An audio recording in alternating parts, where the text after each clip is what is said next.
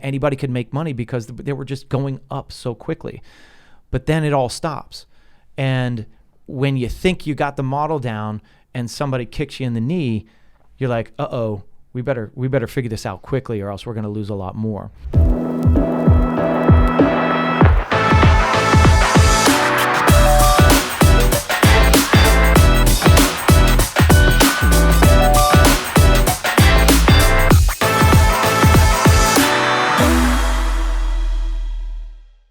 How's it going, everyone? Welcome back to another episode of the Shawn and Matt Show. My name is Matt, that is Shawn, and welcome to our show. Shawn, in today's episode, we're going to be talking about Opendoor losing money as the market cools off. Who could have seen that coming? I think Shawn might have had I told you so all lined up. We're going to be talking about the Uber luxury amenities that are being built and being thought of for single-family homes and apartments. Like, what is the next level thing? It's like, okay, you have a bocce court, you have this, you have a ping pong room, but like, what's like that next level amenity, the trending things. And then we're also going to hit on in or out. Shawn, I've pulled 3 houses. It's not always going to be houses, but I've pulled 3 houses for you this week, and I'm going to ask you if you are in or out on the house, the location, the price, and what your plan would be if you're in the market. And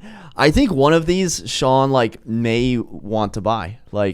No kidding. I think maybe Matt will be my real estate because he's finding the house for me. Maybe this will actually happen, Matt. Well, the price is so low that this one is just a pro bono.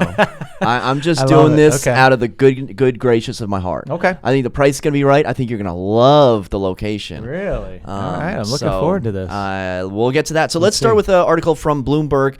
This article says that home flipper Opendoor hit with losses in echo of Zillow collapse. So Opendoor lost money on 42% of its August resales.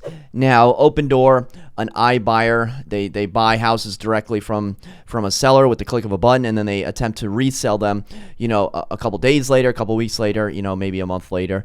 In August, they lost money on 42% of their resales. So, Shawn, clearly this has happened because of the slowdown in the market. And let's be honest, anyone in a hot market can buy a property on Monday and then sell it for more on Friday. But what happens when there's a sharp downturn in the market, Shawn? I think we're finding out as Opendoor is set to lose $175 million as it warned investors in the third quarter. So what are your thoughts on Opendoor losing this amount of money? I mean, I told you, right?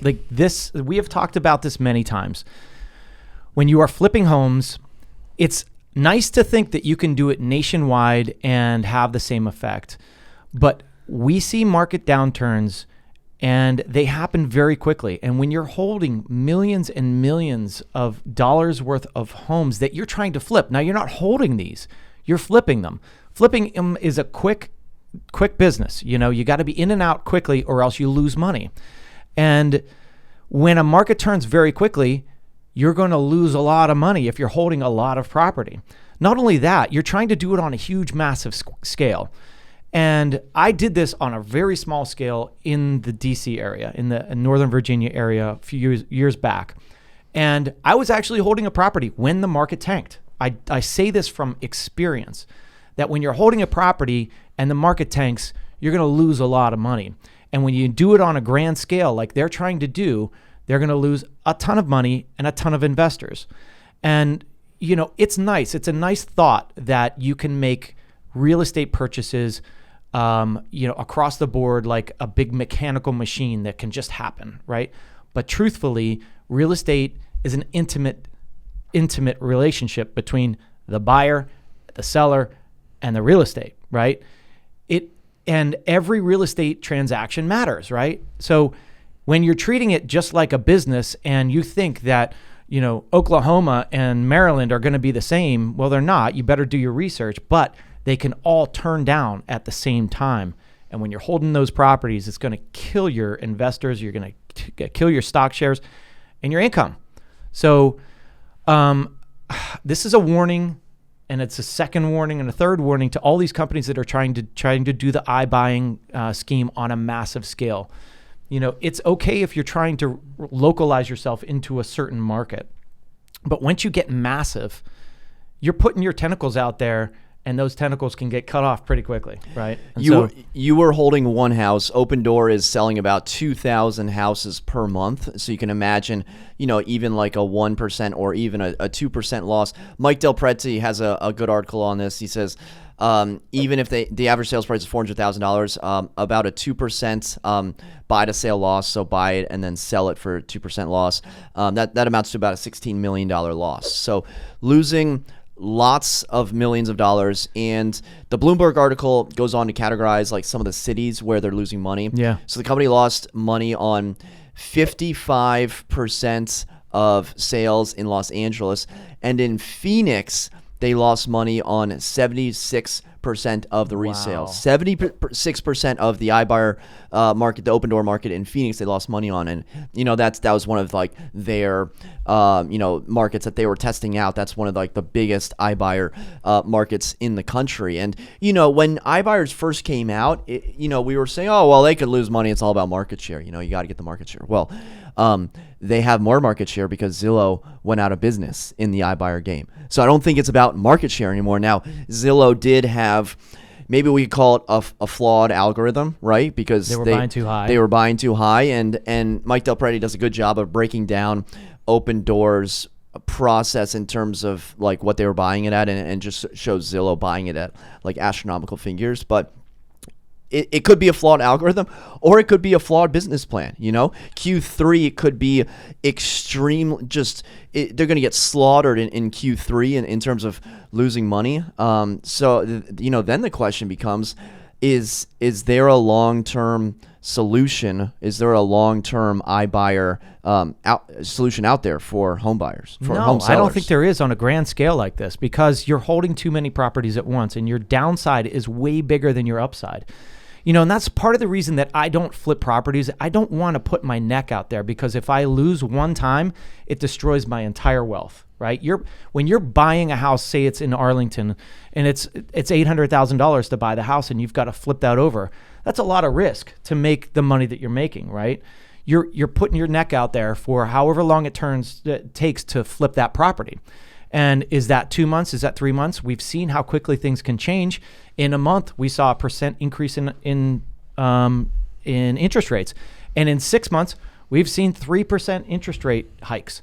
That changes the markets completely. And if you're holding that property and it's taking you 3 to 6 months to revamp it and get it through, it shouldn't. It should take you 2. But let's be honest, there's things that happen when you're flipping homes that the fear, the unknown underliers, that when you get into the house, you tear out the wall, you're like, whoa, hold on a second. This plumbing's all shot. Now we got to get a plumber in there. These things take time.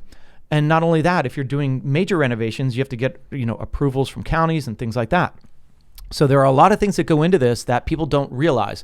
And big companies, they've got their spiel down. They've got their smart people that are doing the right things.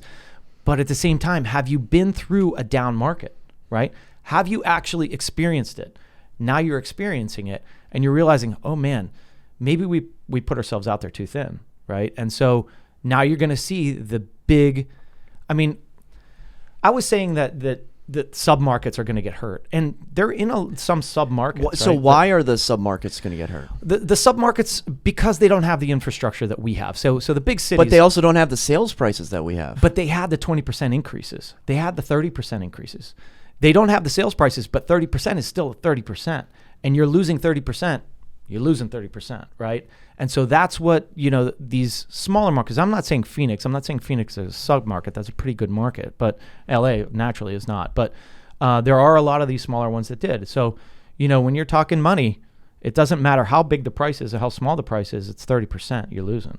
Opendoor reached a partnership with Zillow over the summer. I don't know if we covered it, but essentially lots of home sellers are interested in the one-click purchase. It's like, it sounds great. Yeah. And then you get the numbers, and it's like, wow, this number is a joke. Like, there's no way I would move forward with Opendoor at that price. Right. But that's a lead. That is a seller that has raised their hand and said, yes, I'm interested in selling, please contact me. So now Opendoor partnering with Zillow, Zillow agents can now foster those leads. So Shawn, in the wake of companies, buying up subdivisions as rentals, and then, Zillow partnering with Opendoor, essentially buying and selling leads, do you think that Opendoor may pivot or may shift their business model to, maybe hold on to some of these properties as rentals, or maybe, sell off, more of these leads like a Zillow Premier agent? Yeah, I never thought of that. I think they need to rethink their model as far as how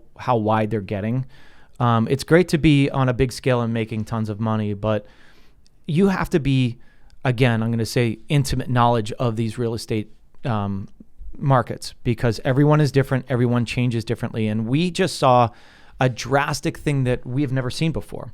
And so everybody and all these new businesses were coming in, all these iBuyers were coming in the hottest market we've ever seen. They started, in the last 3, 4, 5 years, and they have only seen increases and increases and increases. And that's what I was dealing with when I was flipping properties in 2003, 4, 5. It was the same thing. Anybody could make money because they were just going up so quickly. But then it all stops.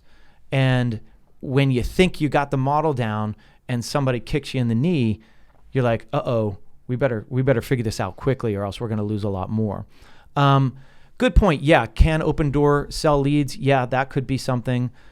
Could they hold? Yeah, it depends on their cash reserves, and they're going to have to switch things a little bit.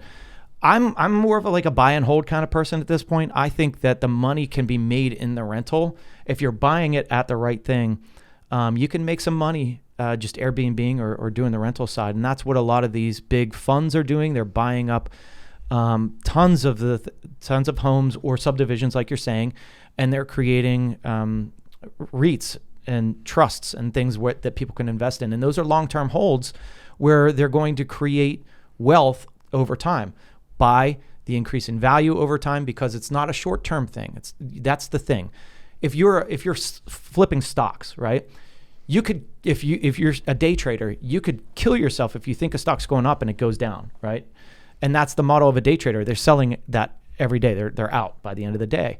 Whereas a home flipper, you kind of got to have the same mentality. It's like, hey, I'm in and I'm out quickly. I'm in, I'll buy it and I'll sell it within 2 months. And in that 2-month period, it can go. Now, if you're buying for a hold, you can buckle up during those times, right? Interest rates are going up. All right, you've already got your interest rate. What's happening now? Rents are going up. So the buy and hold aspect would be great because the rents have gone up. That's covering your mortgage, covering your costs, and it's making your investors money, right? And so that's kind of where I am in the whole thing. I don't really want to flip. I'm going to buy and hold and wait for a long-term gain. Where are you going to buy and hold? Well, I got my secrets. You got some secrets? Yeah. No, I think there's a lot of markets I'm looking at. I don't think locally right now. I think probably Sunbelt. Because I'm selfish. Okay, BlackRock. I want. Okay, BlackRock. Just call me BlackRock, man. I mean, hey, chill gentrification. Yeah, no, I just selfishly I just want something warm and beachy, and that's kind of where I've always been in my head as far as dreaming. Right? What beach is in the Sunbelt? I mean, well, it doesn't have to be Sunbelt. Are we Sunbelt. talking about two different Sunbelts? We can talk about lower south. Let's just say that the south of. Yeah. This is the first time I'm ever hearing that you're interested in the Sunbelt. Well, wait, describe Sunbelt to me. Maybe I'm wrong on that. Like Tennessee? So Eastern. So I would say from, I'm not going Tennessee. Okay. If that's the Sunbelt, then I'm totally wrong, right? Yeah. But I would say from North Carolina, South Carolina, on the East Coast down to Florida. That's where I'm looking. Definitely. I mean, and if the right property came about, sure, I'll invest anywhere, but it's places that I've been to, right? That's where I'm investing. So, I'm not going to places that I've never never been to. And the thing is, like, I need to travel more to figure out, where I want to be. There you go, the Sun Belt. So it's more of the South. The Sun Belt is allegedly North Carolina, on the east, same latitude. I got that one right. Same latitude down to San Diego, if you could just imagine. Carolinas, Georgia, Alabama, Tennessee, Arkansas. Yeah, and the problem with that is that's already seen a big uptick in prices because of the whole transition from the pandemic, right? Everybody's like, "Whoa, I don't have to work from home anymore. I can work from home, so I can buy in the East Sunbelt, the Sunbelt Eastern East. Sunbelt." Yes, You're not scared. So I hear East South Sunbelt, and then beach. You're not scared off by these stories we're covering where the waves are just demolishing these Outer Banks houses and the house is just floating into the Atlantic? Yeah, I'm not. I mean, Outer Banks wise, I'd probably be a couple blocks off. Beach fronts are too expensive, I think. You're talking millions. How about and millions of dollars. Colonial Beach? What do you know about Colonial Beach, Virginia? Colonial Beach, right here on There's the a market. Chesapeake. There's a market. Hey, that's I'll the call thing it the is, Sunbelt. all you have to do is research these submarkets, which takes a while, right? It's a lot of work. You just did it. You researched your butt off for how long? Many months, right? Yeah. So if you research it and know what kind of income you can get from these, there's opportunities everywhere. We did and I would probably say, all right, let's just hold off to see how these things go. And now interest rates are higher, so it makes it less affordable. But a really good thing is if you've got assets out there, so you've got, for me, example, like Morgan Stanley money, right? I've got some investments sitting there. You can actually open a line of credit against those assets, and you can buy property based on that. And you could get an interest-only loan. You could get them a lot better percentage-wise than you do with a big bank. So if you've got that kind of leeway, that's a good way to purchase. And you can also purchase cash. That's the way I used to flip properties is, you have a line of credit, basically. You build that line of credit based on assets. So you go to the bank and you say, all right, I've got these assets. I've got this investments, blah, blah, blah. How much will you give me based on those assets? How much of a line of credit will you give me? And we used to purchase property back in the day based on a $700,000 line of credit. And basically, I would write that contract cash, right? No contingencies, boom. And that's the way I was able to get deals, right? I was able to get deals because I didn't care about the home inspection. We were going to redo it anyways. I didn't care about any of that stuff. So I'm giving them a lowball offer, all cash, close in a week if you want it, and get it gone, right? And give me the property and get it done with. So heading back to the article, I think a lot of real estate startups had great looking balance sheets in the past 2 years, right? A lot of real estate startups, surged in the height of the market, and the real test will be what happens when the market changes, and we're going to find out. Yep. Okay, let's move on to our next article. This comes to us from the Washington Business Journal. Luxury new home features from DC area home builders and what they cost. By the way, I just bought a subscription to the Washington Business Journal. I was tired of kind of like only seeing the first like 4 lines and then like trying to decipher the entire article from that. I might as well signed up for like a email newsletter because the amount of emails I've received from the Washington Business Journal is insane. Now, don't get me wrong, you're buying the subscription. I'm a customer. Now they're like, okay, the customer wants to receive these things. Like I, donated to a charity last year and, couldn't tell you the amount of snail mail I've received. But then again, that's their job. It's like you sign up, you're a customer, like, hey, we want, more from you. So you come to my open house, you're going to get some emails. Right. Exactly. I don't really, hate the player, hate the game. But I'm just like, man, I get a morning email, an evening email, a weekend email. I'm like, why are there so many emails? That's excessive. And that's the thing is like we tone ours down. We get once a week. It's good. Just give me the features. Grant Cardone, you got a list? Hit the list. So this article talks about the most expensive, lavish amenities that home buyers in the DC area are looking for. Shawn and I are going to go through them. So first one up is a wet bar. Shawn, how much does a wet bar cost? A wet bar, it depends on how big and lavish you're going. 25 G's. 25 These grand. people are going big. So going big. Some of the bigger amenities, according to Stephen Lamb, Vice President for Van Meter Design and Build, pool cabana, outdoor terrace with fireplace and grill, and an executive wet bar with liquor lockers. Not just a wet bar. Liquor lockers. An executive wet bar with liquor lockers. So, well, the thing is, this is probably from a new home standpoint, right? So they're like able to design around it before they actually build, which should be a little cheaper, but at the same time, it's going to be more expensive. Do you have a wet bar? Are you a wet bar kind of guy? I do have a wet bar. Where's your wet bar? Up on the top. Oh, upstairs. Up the game room. So we have a game room on the top level. What's the situation? You got do you have a liquor locker? I don't have a liquor locker. I don't have much liquor. Honestly. Not a liquor guy. I started drinking some gin and I was like, this is good again. The reason I don't, because if you drink a little too much, you're going to feel it the next day. And I work every day, and I have 2 young kids, and I'm like, I have to be on every day. So I tend to have I have 2 beer fridges, one on the 3rd level and then one on the main level, and those are usually stocked full of different beers, and that's what I go for if I need something. I haven't found a lot of benefit of drinking hard liquor. Occasionally, I'll have like a beer on like a Friday afternoon, or I'll go out with friends for a happy hour. Yeah. But you better believe I am limiting my alcohol consumption to like a drink or 2 drinks. There's just not too many benefits, and there's a lot that can go wrong if I have more than 2 or 3 drinks. A lot that can go wrong, and that's, I used to drink the IPAs. I still love IPAs, but I'm more the session IPA or the under 6.5% IPA, because once you start getting into those 9-10%, 3 you're done, and then you're sleeping with spins and stuff, and you're not good the next day, and I have to be on. So yeah, that's why I tend to stick away from the it's a cool party trick, right? It's like you come over to my house, have a party, have a bunch of people over, and entertain. If everyone else wants to drink, that's great, and let me show off my wet bar. But I have, 10 bottles of liquor in there. I saw those. Half of them still have the label on. Yeah. Half of them have had 1 shot poured out. They're going to be there, until I move out. Yeah, it's good to have. I think another thing is calories, right? There's less calories in those, and, so if you're looking to keep your trim fit, beer will, beer guts, they're for real. Okay, Anyways. I'm not concerned. We're talking about beer guts. I'm not concerned about calories. Let's move on to pool cabanas. So the setup that they have, could you imagine Sunday afternoon? It's a fall day. It's 80 degrees out, because now it's 80 degrees in September. The Stillers are playing. The garage door, the pool cabana door is open. Down by the kids are in the pool. The Stillers are beating the Ravens 14-0 in the first quarter. I got an icy light, Iron City, sitting in my hand. There's dogs on the grill. Waving. That's the life. That being said, pool cabana takes about 3 months to build. And pool cabana, I'm saying cabana, pool pavilion, three months to build, and cost starting at $195,000.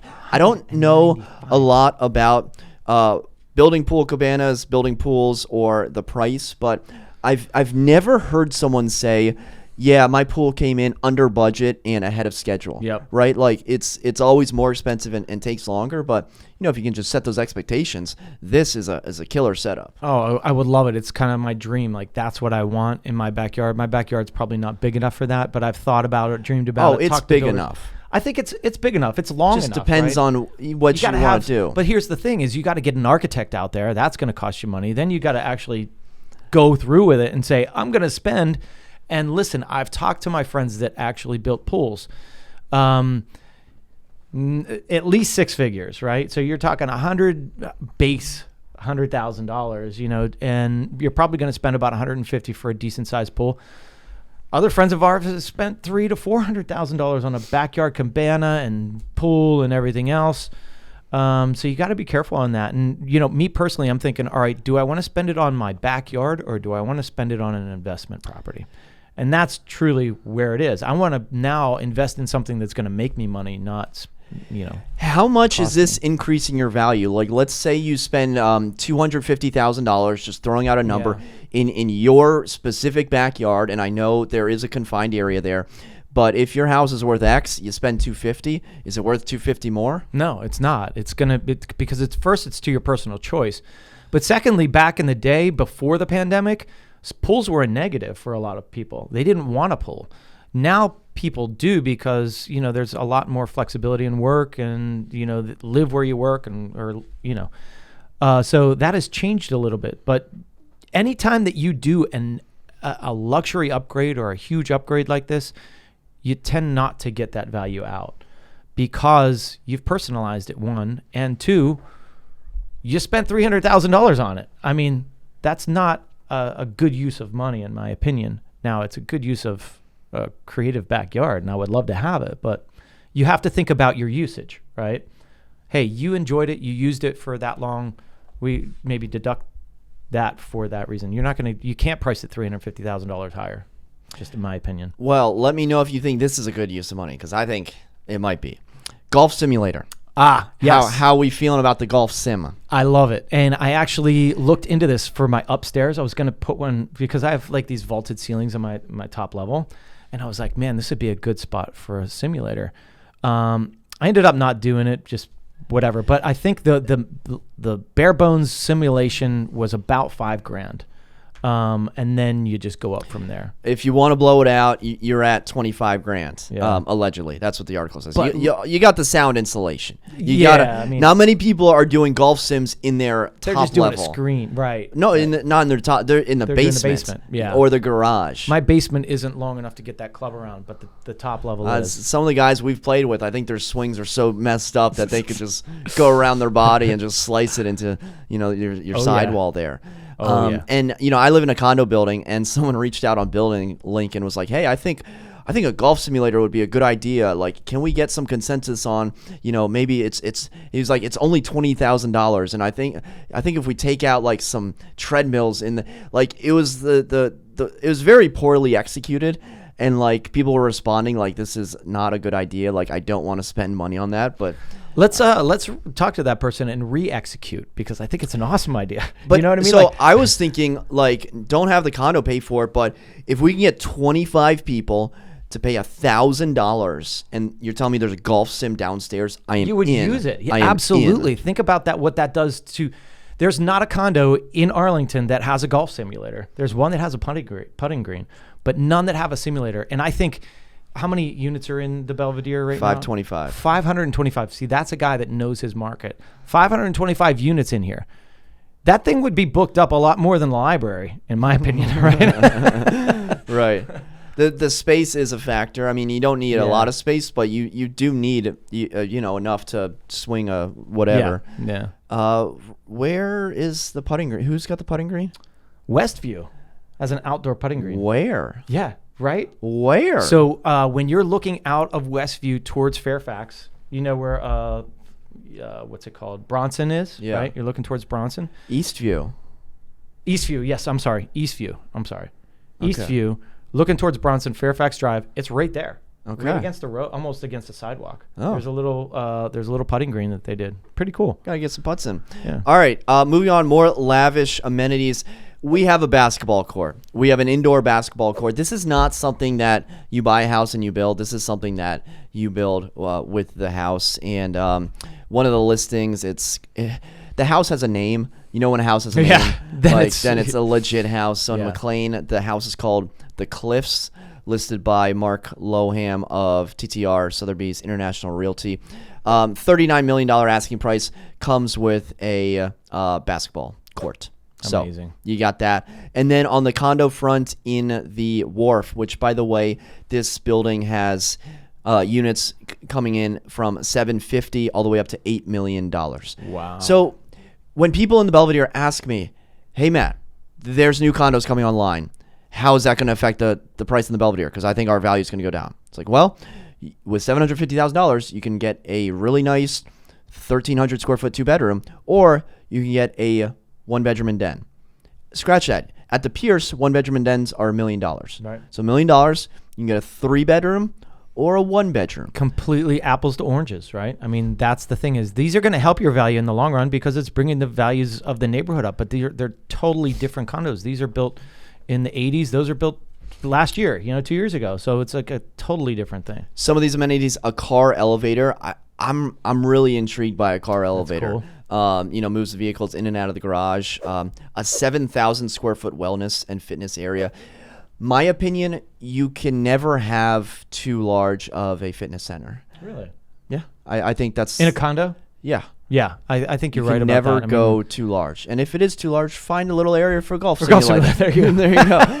And then, it also has a residence lounge with a screening room and an outdoor 6,000 square foot residence terrace. Nice. Those are your uber luxury amenities. You gotta, if you're going after that $8 million buyer, you better have some cool amenities for sure. Okay, let's move on to our third topic. This is in or out.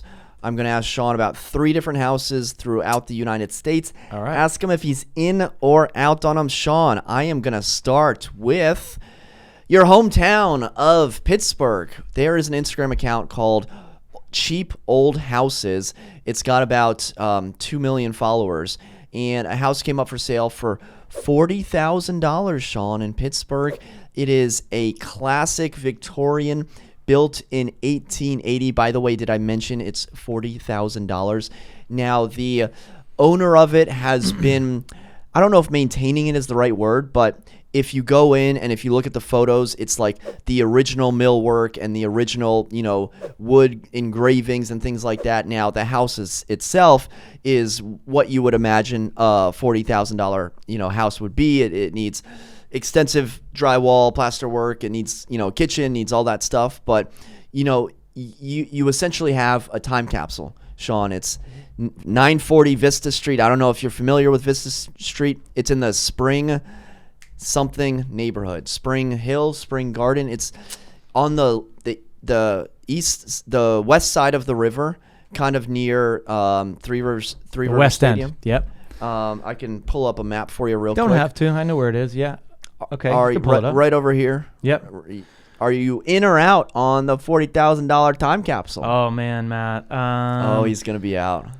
You might think I'm in, but judging on the pictures, I'm out. Now, what you would be surprised in, and this is another thing, is you have to know your market. And in Pittsburgh, you can find $40,000 houses here and there. You can find 50. Granted, it's not going to be right downtown like this is. The West End used to tend to be a lot cheaper. But what happened is that's pretty Spring close. Garden. Is that a neighborhood? I don't know. That's pretty close to the stadium down there. So, you've seen some upticks in value because of the stadium. Spring Hill. Going Spring Hill. But, but I think that thing built in the 80s or 1800s, you're going to run into so many problems. And to get that to a level of livability is going to be a lot. And then you're probably not going to get the rent that you expect because it's Pittsburgh. It's not, you're not, I mean, there are some that are charging a lot, but I don't think this is going to be one. And I don't think it's the neighborhood to try to put too much money into it. So for those reasons, I am out, my friend. You got to be romantic about something like this. It says it's an easy walk to Deutschtown. Is that a thing? What is this? What is that word? Matt, I'm from Deutschtown? Pittsburgh, and I've never heard that. Okay. Well, developers are coming in and changing neighborhood names.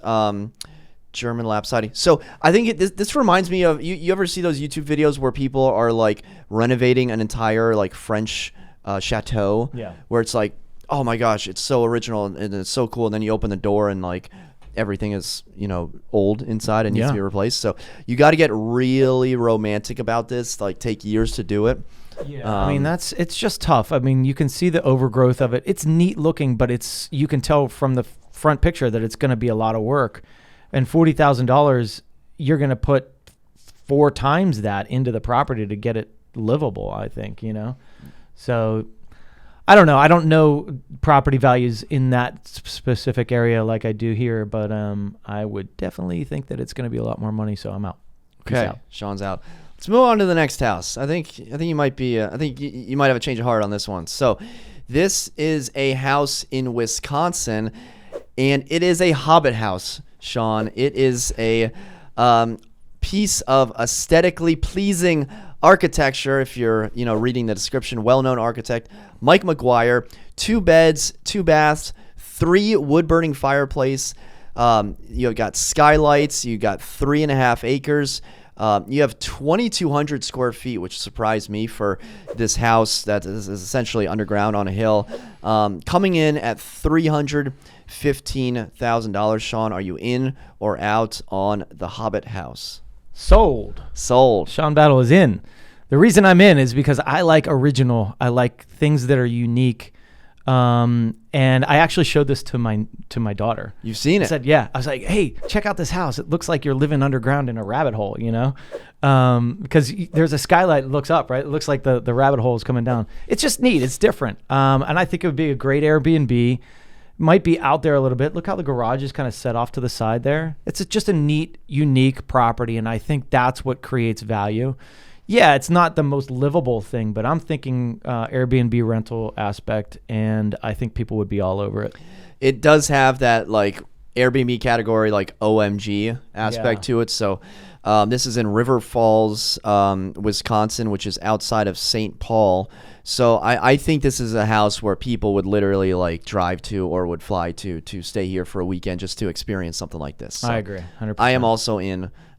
It's also under contract. So darn it. What was his estimate on that? It doesn't say. 335. Oh, 335. Yeah. Did they find other Hobbit house comps to yeah, how do you this comp that out? How do you comp out a Hobbit house? That's crazy. His estimate. Maybe Megan from Zillow can tell us. Yeah, Megan, if you got an idea on that one, we'd appreciate it. All right, let's move on to our third house, Shawn. This is a similar topic that we've covered before. This is a Frank Lloyd Wright house list for sale. It is the one of Frank Lloyd Wright's largest home lists ever, and it lists for the first time. Whoa. Comes to us from Architectural Digest. This house is also in Wisconsin. A lot of houses in Wisconsin today. Coming in at a price of $725,000, and it's massive. It's over 2,000 square feet. It has that like Frank Lloyd Wright look to it. From the sky, it kind of looks like a municipality building, or maybe Strange like looking, a yeah. hospital.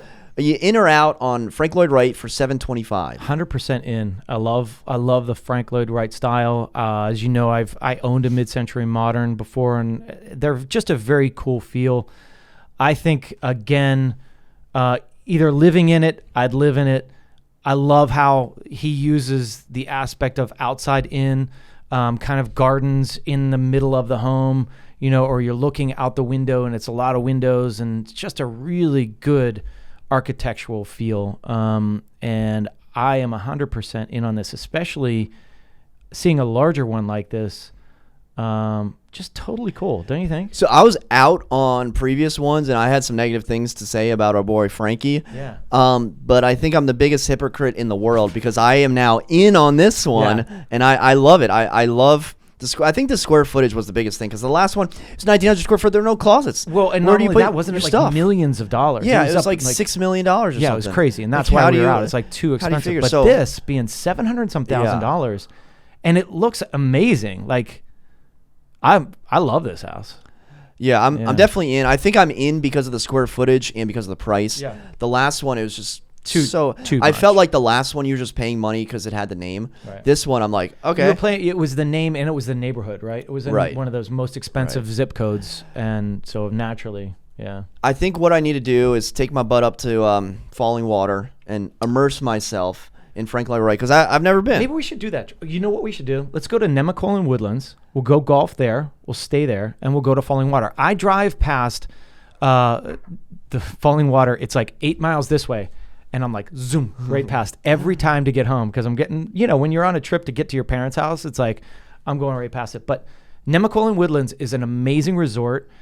They've got everything there, and A-class golf.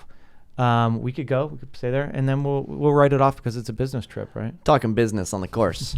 The kitchen leaves a little bit to be desired, right? Yeah. There's not that big of a, maybe Frank wasn't a big cook. Slightly bland on the cabinetry, right? I mean, like This that's the way- hallway looks like you're on a submarine, right? It looks Yeah. like you're on a ship that you don't want to be on. Kind of looks, it doesn't look great. Yeah. I think I could get over that. Yeah, I think so too. So I'm in. Totally in, man. Apparently That's other great. people are in too, because I just noticed that it is pending. So unfortunately, Hobbit House and Frank Lloyd Wright for $725 are out. By the way, speaking of Airbnbs, Frank Lloyd Wright, Airbnb, that would crush. Huge demand on Absolutely that. Yep. crush. I would love So would love to know your thoughts on the Pittsburgh house, the Hobbit house, and the Frank Lloyd Wright house, and if you're in or out. I think for the record, I'm in on the last two, and I am out on Pittsburgh it. Yep, me too. and the Pittsburgh house. yeah. Oh, not Pittsburgh, bro. I was just looking at houses in Syracuse, because I saw that a couple of people were doing Airbnbs up there, and I think Syracuse and Pittsburgh kind of have like similar stories, similar housing inventories, and I was like, these houses are so cheap. Yeah, they're very cheap. But I was golfing this past week in. You and Mario.